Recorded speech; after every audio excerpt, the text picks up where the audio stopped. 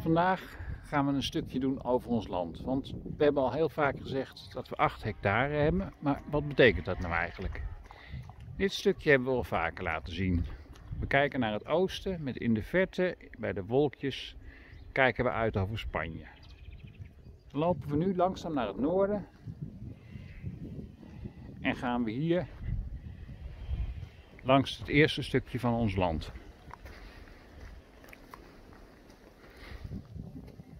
Hier achter deze brandhoop ligt een soort van wijngaard. Die moeten we nog helemaal schoonmaken. Dat gaan we over een paar weken doen. Terwijl we hier een loquat of nesperineboom hebben. Hier staat ons gastenverblijf, de caravan. En zo kunnen we een stukje door het gras lopen. En zien we hier wat straks weer een wijngaard moet worden. Daar ligt ons huisje. En 2 van de hondjes lopen mee. Achter de caravan ligt weer een heel stuk met brem begroeid land. Op de achtergrond een aantal kurkeiken. En dit stukje is ongeveer een 70 meter lang bij 80 meter breed. Het is flink begroeid, maar we kunnen er toch een stukje overheen lopen. Struikjes, brem, eikenbomen.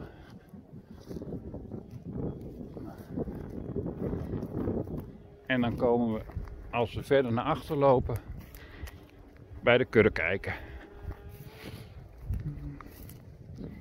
Die staan hier. En uiteraard ook weer overal dennenbomen aan het groeien. Een oud olievat.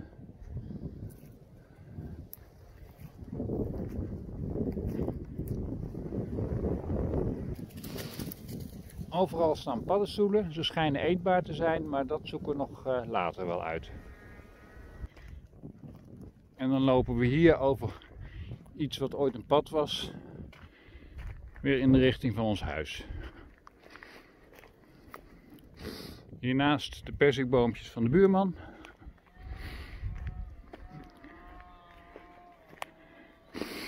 En zo komen we weer bij ons huis terug. Dan lopen we hier in de richting van het westen. Met het terrein wat we al redelijk schoongemaakt hebben. Dit wordt het hondenspeelterrein. We noemen het Joyveld. Naar een van onze eerste hondjes. En bij de palen op de achtergrond staan weer allemaal wijnstruiken. Flink aantal dood.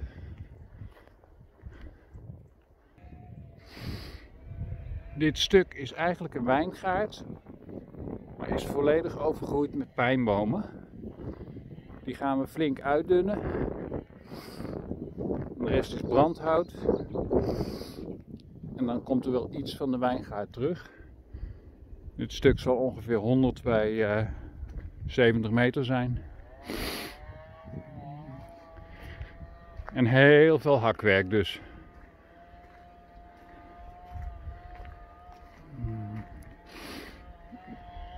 Aan de andere kant hier dus de wijngaard.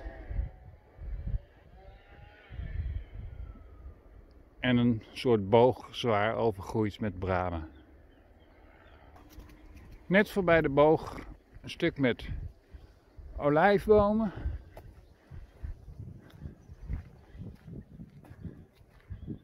En hier staan een paar sinaasappelbomen en dat stukje gaan we nou even in. Tussen de olijven en de sinaasappels door.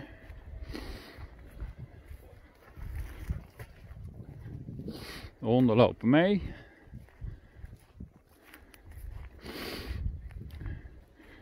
Uiteraard ook met heel veel brem.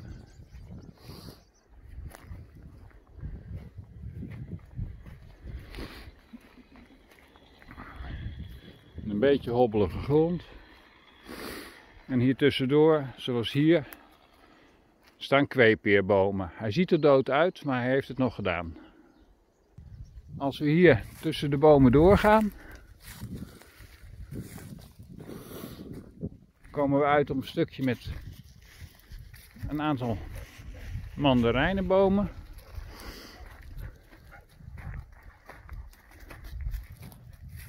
En dan vinden we hier een van de 4 bronnen. Dit wordt de bron waar we straks ons douchewater en ons reguliere water vandaan krijgen. Waarschijnlijk niet het drinkwater. En op de achtergrond daar ons huisje weer. En de honden die lusten het water prima en die duiken er graag eventjes in. En we hebben dus ook eenden. Iets voorbij de bron lopen we naar onze sinaasappelboomgaard.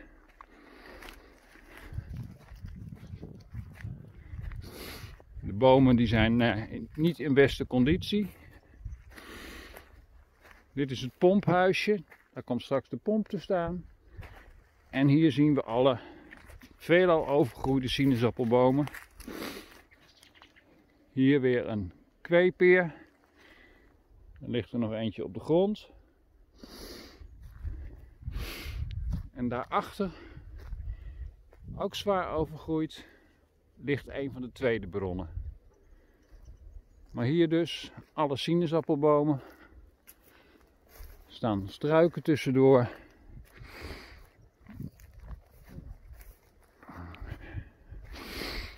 Er staan er hier ongeveer 40.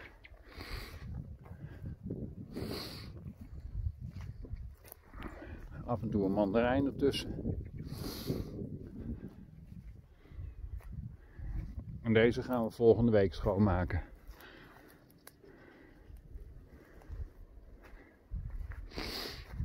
En hier weer een hele afscherming met bramen. En wat daarachter is, heel diep beneden, ligt weer een bron. Hier even diezelfde bron van boven. Hij loopt daarachter door, maar het is echt volledig overgroeid. Dus hier moeten we nog heel veel snijden en hakken en bewerken. We lopen hetzelfde pad van net weer terug. Net voorbij het pomphuisje. En dan komen we, als we deze kant, aan de andere kant van de bron dus, de tweede bron. Dan komen we op een volgend weiland. Hier staan ook weer wat kleine fruitbomen.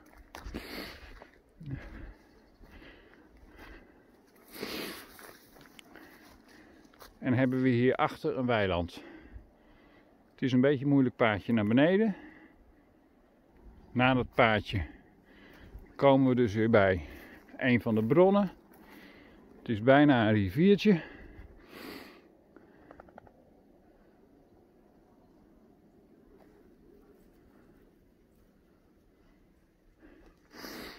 En aan de andere kant een weiland met een paar wat ongezonde fruitbomen. En de bedoeling is dat we hier voor een stuk onze moestuin gaan aanleggen. We hoeven hier niet veel om te hakken. Dus dat is makkelijk te doen.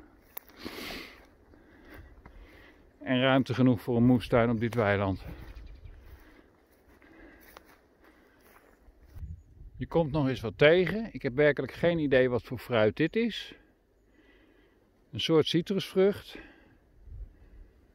En een erg prikkende boom. En op de achtergrond zien we wat eigenlijk een appelboomgaard is. Mago! En ook die moeten we helemaal schoon gaan maken. Die appelboomgaard is niet van ons. Aan die kant, deze wel. Die niet, die is van de buurman die daar bezig is.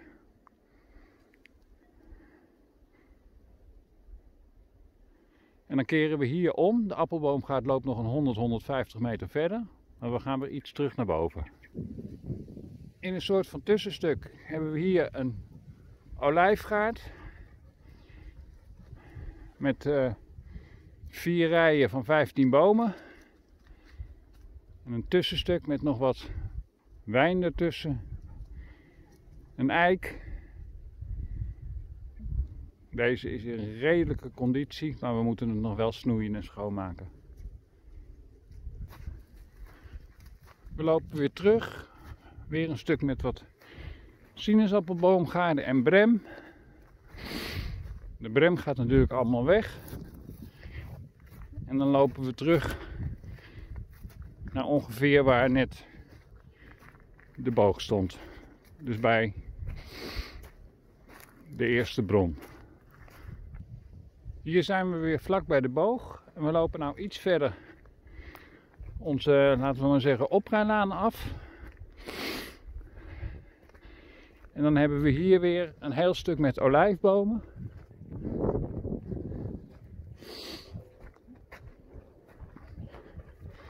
En aan de andere kant,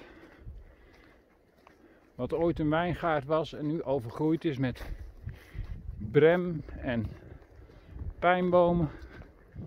Moet ook nog helemaal schoongemaakt worden.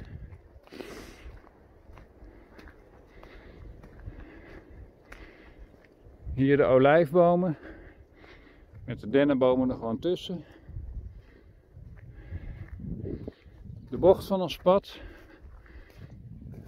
Een aantal olijfbomen hebben we al een beetje schoongemaakt. En dan hier onze oprijlaan. Met aan de linkerkant een watermeloenenveld wat niet van ons is. Er ligt nog een enkele watermeloen. En hier lopen we naar beneden. Langs een kleine 100 olijfbomen. Dit lijkt op een kersenboom. Met steeds van die stukjes wijn ertussen. Dan weer olijfbomenveld.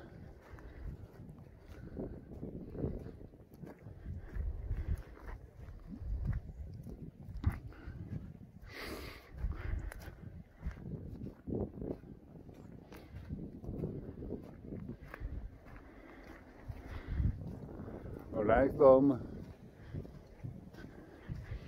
Hier tussendoor op de randjes staat af en toe een keki-fruitboom. Dat is nou even niet goed te zien. Hier zijn we aan de onderkant van het terrein met olijfbomen. Ons hek.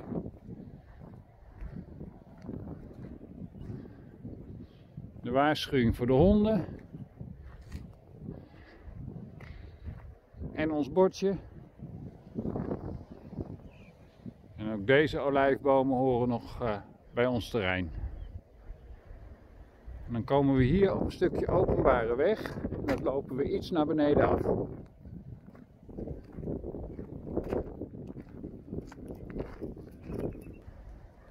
Na ongeveer een meter of 80 hebben we hier een stukje naar beneden. Mago anda! Nu!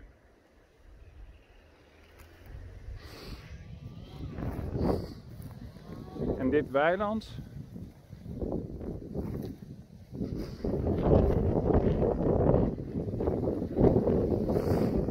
Hier zo langs naar beneden.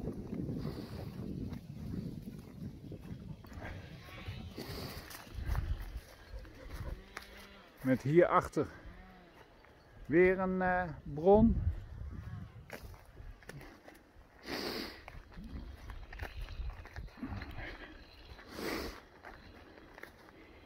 Hier weer een stuk weiland.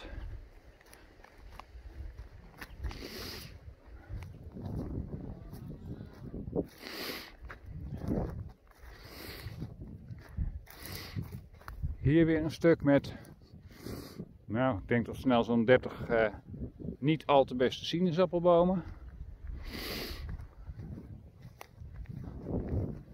Weer heel veel bramen.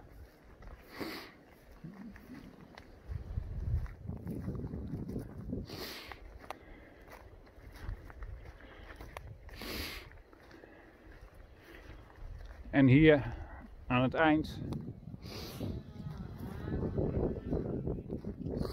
weer een aantal olijfbomen. Met nog een sinaasappelboom ertussen. Vormt de meest oostelijke en lage grens van ons land. Het weiland hierachter, met in de verte nog een stukje weg, is niet meer van ons. Ondanks dat het januari is, staan er allemaal bloemetjes. Met hier een soort oregano. Gele bloemetjes. Witte bloemetjes. Bloeiende brem. En weer gele bloemetjes. We komen hier weer terug bij de openbare weg. Nou ja, weg.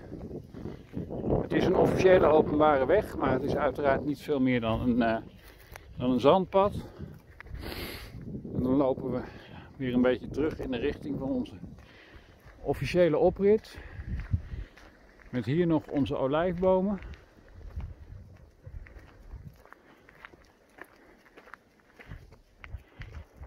Hier komen we weer dus langs het begin van onze oprijlaan. Maar we lopen nu verder de openbare weg een stukje af. We lopen hier voorbij het watermeloenenveld.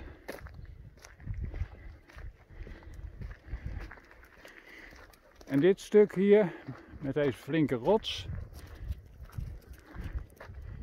een sinaasappelboom en van alles en nog wat, is dus ook van ons. Het heeft even niet de grootste prioriteit om dit schoon te maken, maar dat moet wel uiteindelijk.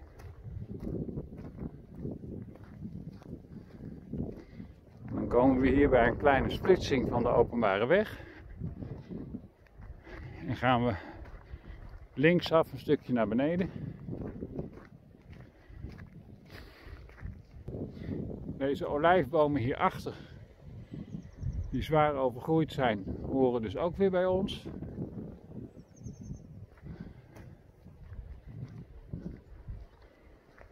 Deze dus niet. En aan de andere kant van die olijfbomen staat hier weer een stukje, bomen 15, overgroeid en ook weer van ons. Dan lopen we hier weer even naar links en dan komen we bij de armazems, de schuren. De bomen zijn niet van ons, maar deze twee schuren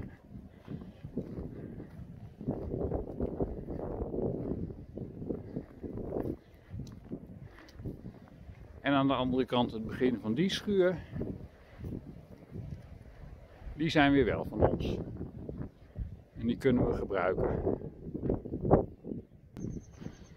We lopen hier het pad weer terug naar waar we net langs liepen.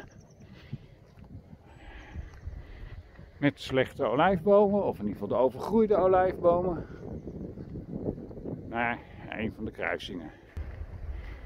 Die weg gaat dus naar onze inrit, maar wij gaan hier omhoog. Met aan de rechterkant weer overgroeid land, wat olijfbomen, maar vooral veel brem.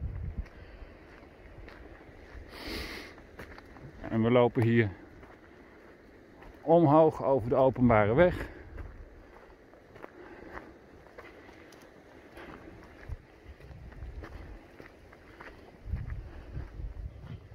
En dit is nog aardig wat werk om dit allemaal schoon te krijgen op een gegeven moment, maar we weten ook nog niet wat we hiermee willen. Dus dat komt nog.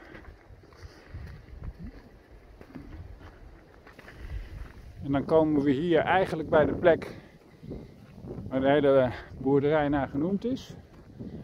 Kijken of we er een beetje doorheen kunnen komen. De Penedas Gordos. De vette rotsen. We kunnen hier een beetje omhoog klimmen.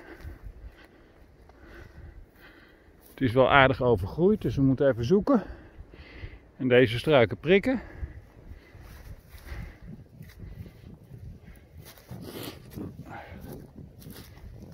Maar het lukt.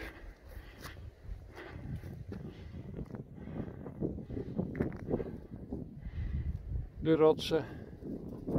We gaan even kijken of we omhoog kunnen komen. Nou, dat omhoog komen is dus gelukt. We kijken hier een stuk uit over ons land. En aan deze kant, dit hoort ook nog bij ons, staan vooral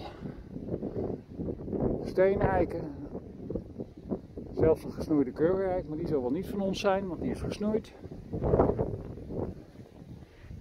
En daarachter, daar gaan we zo naartoe, staat weer eucalyptus. We staan hier vrij hoog op de rotsen. En dat stuk met allemaal eucalyptus hier is dus ook van ons. En dat zullen we nog allemaal moeten snoeien. En kijken of we hier via de stenen naar beneden komen en dan weer omhoog. Het lukt Margot makkelijker dan mij. Terwijl we hier weer wat kurkijk zien staan.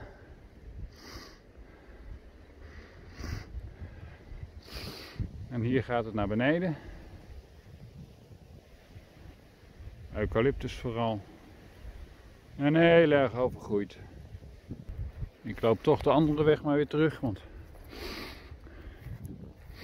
daar naar beneden blijkt wel heel moeilijk te zijn. Wordt nog een uitdaging om het straks schoon te krijgen. Maar ik denk niet dat we daar dit jaar aan toe gaan komen. Dus we lopen dezelfde weg over de rotsen weer terug naar de openbare weg.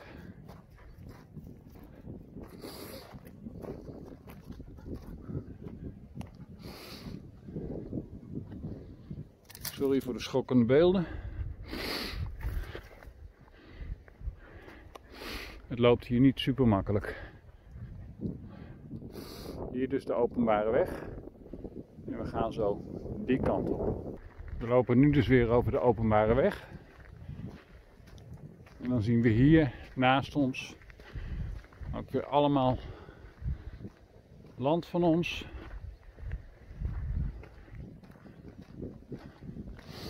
Wat dennen.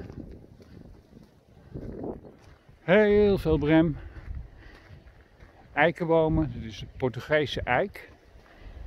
Of Iberische eik of zoiets. Die worden ook steeds zeldzamer, dus daar proberen we er ook een aantal van te redden. Hier dus nog ons terrein.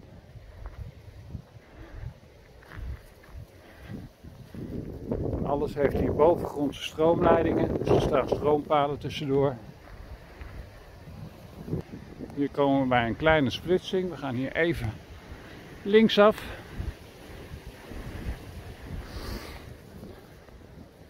Want niet dit weiland, maar wel alles aan de andere kant van het hek, waar we daar weer die rotsen zien liggen.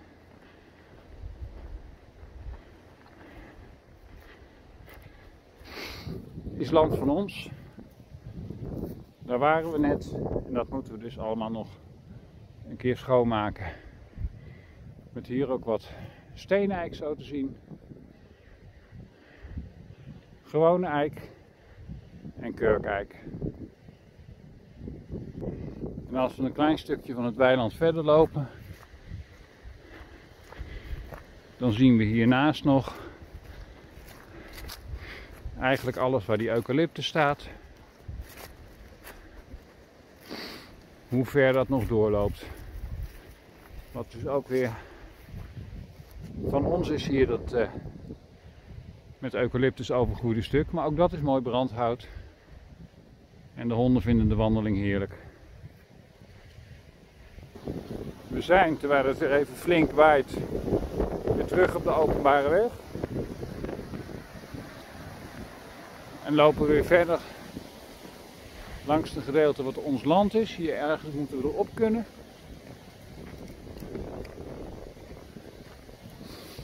Niet helemaal de officiële weg, maar hier kunnen we tussendoor. Hondjes, kom.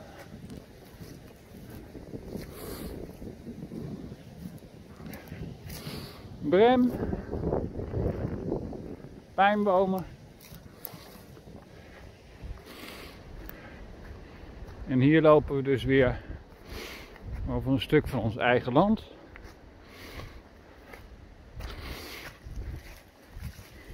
Met ook weer olijf.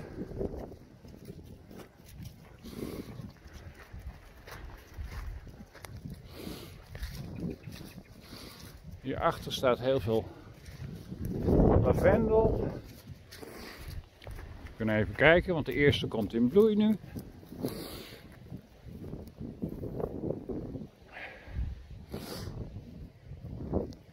We lopen een beetje in de richting van de olijven.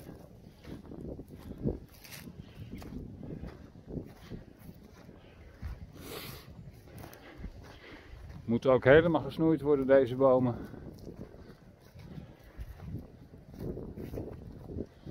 Nog meer olijven.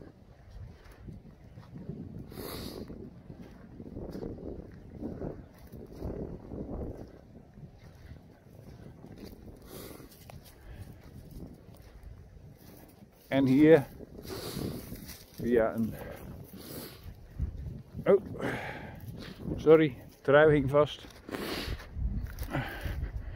Komen we op een soort combinatiestuk olijven en sinaasappels.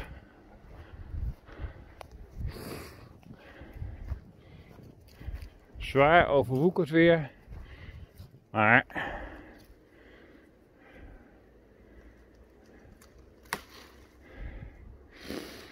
mooie sinaasappels. Tikje groen op deze. En er staan er weer voldoende. Ik had ze nog niet eens geteld, maar ik denk dat er hier ook alweer een stuk of 20 staan. Terwijl we iets naar beneden lopen, maar Goe weet al waar die naartoe gaat. En hoe stop je een sinaasappel in je broekzak?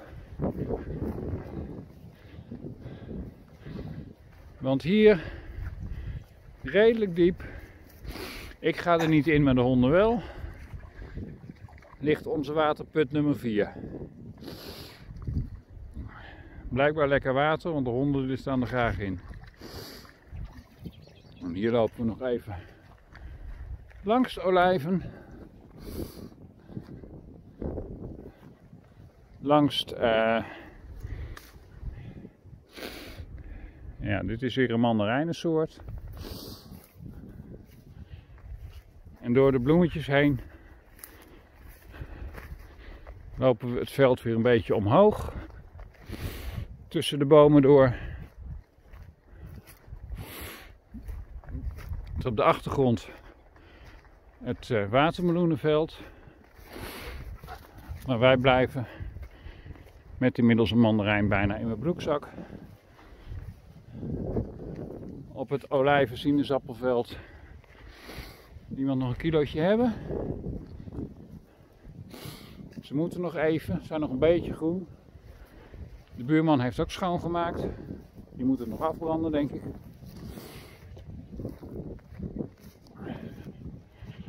En we lopen omhoog. Deze olijfbomen hebben amper vrucht gedragen. Sommige wel, sommige niet. Maar moeten ook nog echt gesnoeid worden.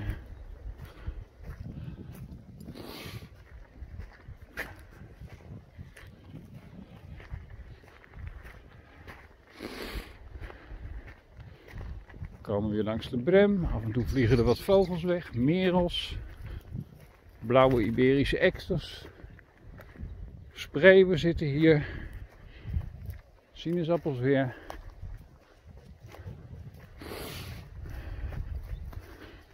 Sinaasappels. Of zijn dit mandarijnen? Ik moet ze bijna proeven om het te weten.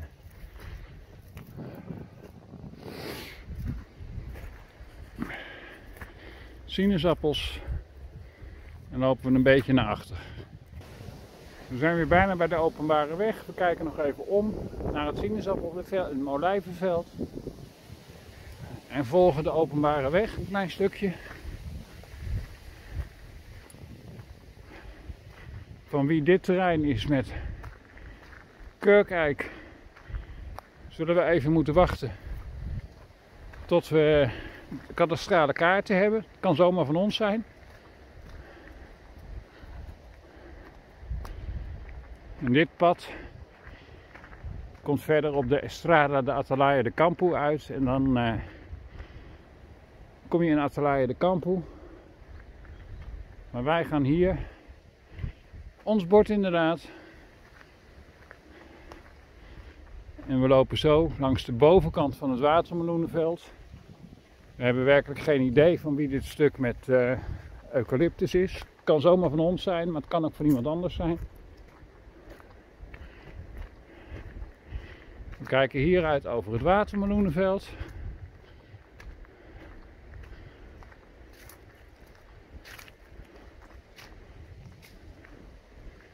En daar in de verte weer het olijven-annex-sinaasappelveld. En daar waar de Brem begint, na het watermeloenenveld, is dus onze wijngaard weer. Die we nog moeten opruimen. Hier dus weer dat stuk wijngaard, wat eigenlijk voornamelijk Bremgaard is nu. En via dit pad tussendoor lopen we in de richting van het persikveld van onze buurman. Hier had ik al wat gesnoeid, zodat het wat makkelijker loopt.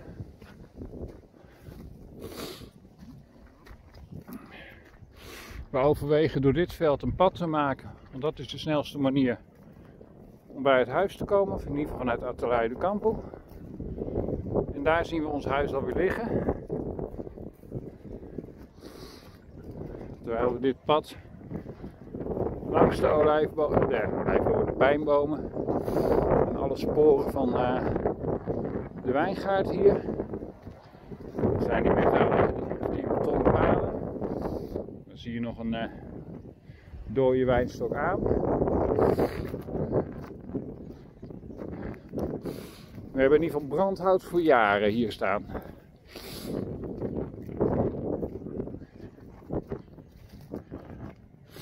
Er staat van alles en nog wat tussen. Hier weer een wijnstok.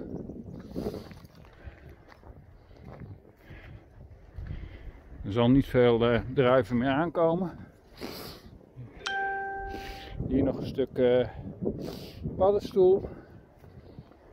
En via dit smalle stukje, wat direct naar beneden gaat, komen we weer op onze eigen bekende oprijlaan toe. En bij ons huis. Weliswaar ging de video wat sneller, maar we zijn toch ruim een half uur onderweg geweest om zo een overzicht te maken van ons land. Dus dat wat betreft die 16 voetbalvelden die we hier hebben liggen. Een beetje in stukjes. Maar dat is dus 8 hectare. En ons werk voor de komende jaren. Terwijl we hier onze garage en het achterspeelveld hebben. En hier weer bij ons zwembad uitkomen. Dus voor wie nog wil helpen, er is nog wel eventjes werk, denk ik. En voor wie het tot hier heeft volgehouden, bedankt voor het kijken.